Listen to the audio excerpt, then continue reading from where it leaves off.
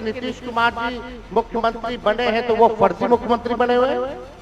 अगर मोदी जी का चुनाव हुआ तो वो फर्जी मुख्यमंत्री बने हुए, या हम जितने विधायक हम भी चुन करके आए हैं तो वो फर्जी वोटर से आए हैं। अरे भाई जानते हो बच्चा न हो, अरे तुम तो बहुत बच्चे न थे। अब जानते हो पटना शहर में भी सामने कोई निकलता था, कोई सामने घर से बाहर जाता था, कहीं जाने का रास्ता है। ये जितने पत्रकार हैं इन लोगों को भी हम कहेंगे कि पहले क्या बुरा हाल था और 6 से हम लोगों ने जो काम किया, ये दोनों चीजों को याद रखिए। दोस्तों, बिहार विधानसभा के मानसून सत्र के तीसरे दिन सदन में सीएम नीतीश कुमार और तेजस्वी यादव के बीच जमकर बहस हुई। दरअसल तेजस्वी यादव ने कहा कि सदन के अंदर एसआईआर मुद्दे पर चर्चा होनी चाहिए। लालू जी कहते हैं वोट का राज छोट का राज, हम एसआईआर का विरोध नहीं कर रहे हैं, लेकिन चुनाव आयोग जो प्रोसेस अपना रहा है वो सही नहीं है, हम इसी का विरोध कर रहे हैं। इसी आधार पर 2003 से चुनाव हो रहे हैं, क्या इसके आधार पर जो चुनाव हुआ वो फर्जी था? क्या नीतीश कुमार फर्जी तरीके से मुख्यमंत्री बने हैं? क्या मैं फर्जी तरीके से एमएलए बना हूं? नीतीश कुमार जी मुख्यमंत्री बने हैं तो वो फर्जी मुख्यमंत्री बने हुए हैं।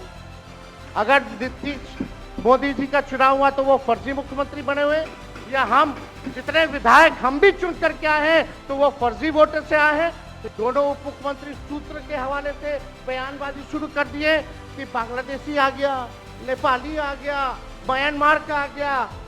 कल परसों ही सुन तो लो भैया, पर एक मिनट अध्यक्ष महोदय सूत्र को क्या कहते हैं और सूत्र पर ही तो ये सारी बात कर रहे हैं।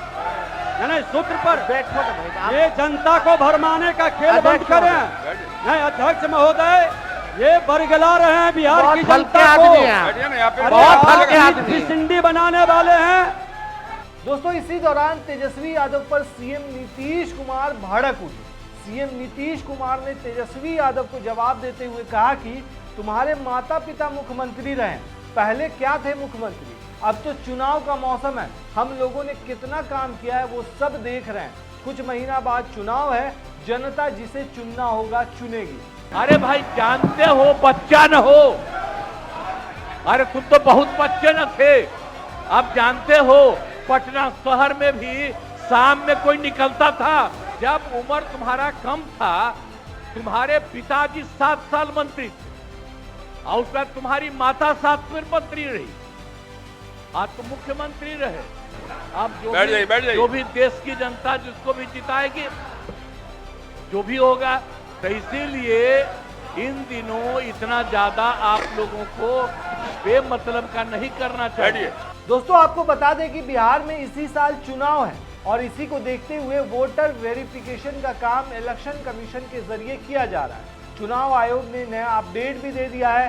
तकरीबन 52 लाख वोटर्स के नाम काटे जाएंगे, इसमें से 18 लाख लोगों की मौत हो चुकी है।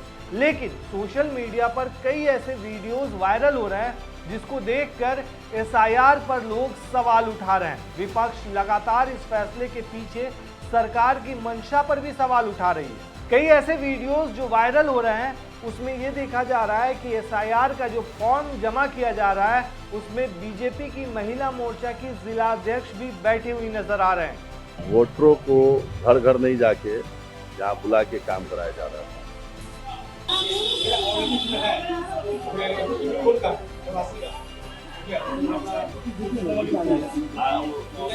मैडम, ओ मैडम, आप हमको जरा बताइएगा कि आप किस हैसियत से यहाँ पर काम कर रही हैं? आप यहाँ पे कौन हिसाब से काम कर रही हैं? नहीं, समाज सेवी आपका नहीं ना, यहाँ वोटर कर रहा है ना, ये लोग कर रहा है ना, आप यहाँ क्यों बैठी हुई? नहीं, आपको यहाँ बैठने उचित नहीं है, शिकायत हो रहा है ना, लोग कंप्लेन कर रहा है। भैया यहाँ का बीएलओ कैसे हम पूछे? वहां आरजेडी वाला दिखा दीजिए, कहाँ है? ये बिना मतलब की बात, आप क्यों बैठी हुई है? आपको नहीं बैठना चाहिए ना, आप भाजपा की महिला जिला अध्यक्ष, आपको यहाँ नहीं बैठना है। अरे नहीं, आप नहीं बैठिए ना, बीएलओ काम करेगा कि आप कीजिएगा काम?